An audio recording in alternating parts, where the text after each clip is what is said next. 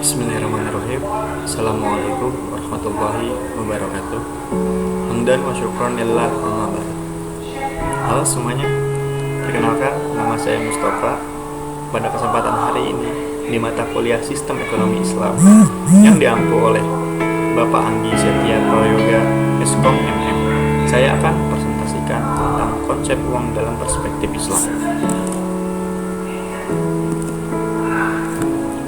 Di sini ada definisi uang. Dalam ekonomi Islam, secara etimologi, uang berasal dari kata al-naqdu, nuqud.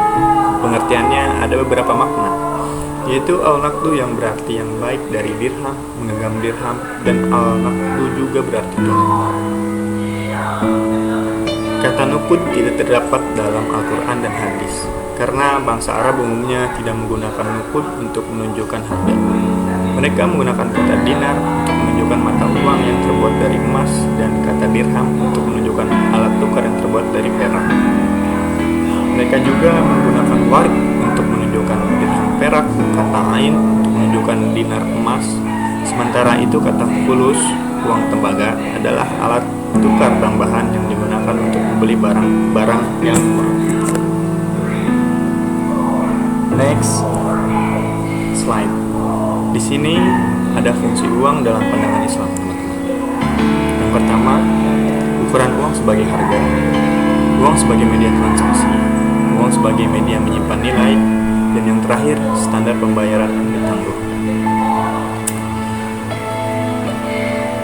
Next slide. Nah, di sini ada jenis-jenis uang. Pertama, uang komoditas atau sering juga disebut dengan kegiatan barter.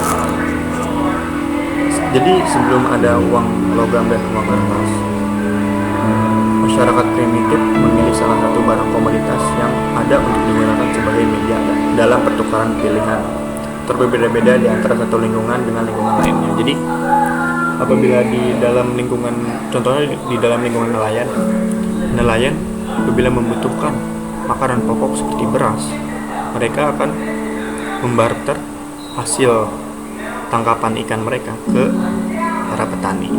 Sebaliknya begitu pula apabila petani membutuhkan lauk untuk sebagai makanan, mereka juga akan membarter penghasilan beras mereka ke nelayan. Jadi saling tukar menukar. Yang kedua, di sini ada uang logam. Penggunaan uang logam merupakan fase kemajuan dalam sejarah uang. Kita sudah mengenal berbagai kesulitan-kesulitan yang dihadapi manusia waktu zaman dahulu ketika bertransaksi menggunakan uang komoditas atau barter. Nah, yang terakhir yang sekarang kita gunakan yaitu adalah uang kertas. Uang kertas yang digunakan sekarang pada awalnya adalah dalam bentuk banknot atau bank promise dalam bentuk kertas, yaitu janji bank untuk membayar uang logam kepada pemilik banknot ketika ada permintaan. Jadi kalau dulu tuh, kalau masih zaman uang logam, mungkin yang disebut banknot itu kayak seperti kwitansi mungkin. Tapi yang lebih jelasnya bisa kalian searching sendiri, nanti mungkin bisa lebih sharing-sharing lagi.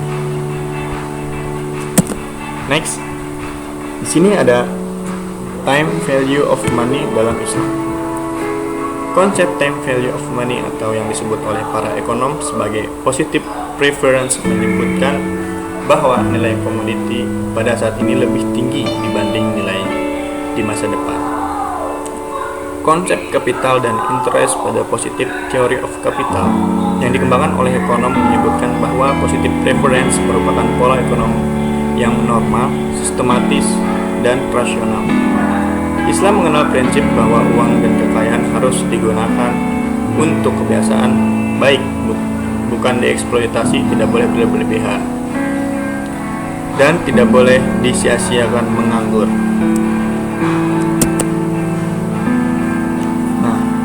Terakhir, kesimpulan. Mungkin dalam ekonomi Islam secara etimologi uang kan tadi berasal dari kata al-naqdu. Pengertiannya ada beberapa makna. Al-naqdu berarti yang baik dari dirham, menggunakan dirham, dan membedakan dirham. Dan al-naqdu juga berarti tunai. Kata naqdu terdapat dalam Al-Quran dan hadis. Karena bangsa Arab umumnya tidak menggunakan nuqud untuk menukar. Di dalam Islam juga tidak dikenal dengan adanya time value of money. Yang dikenal adalah economic value of time. Aplikasi konsep time value of money adalah adanya bunga. Nah, jadi sedangkan bunga erat kaitannya dengan riba, teman-teman. Dan riba adalah haram serta zulm. Dan agama pasti melarangnya. Sehingga dianggap tidak sesuai dengan keadilan, di mana seperti di sini ditunjukkan al-khumu bil qurni, mendapatkan keuntungan mengeluarkan resiko. Baik teman-teman, mungkin hanya itu yang dapat saya sampaikan. Kurang lebihnya mohon maaf. Wassalamualaikum warahmatullahi wabarakatuh.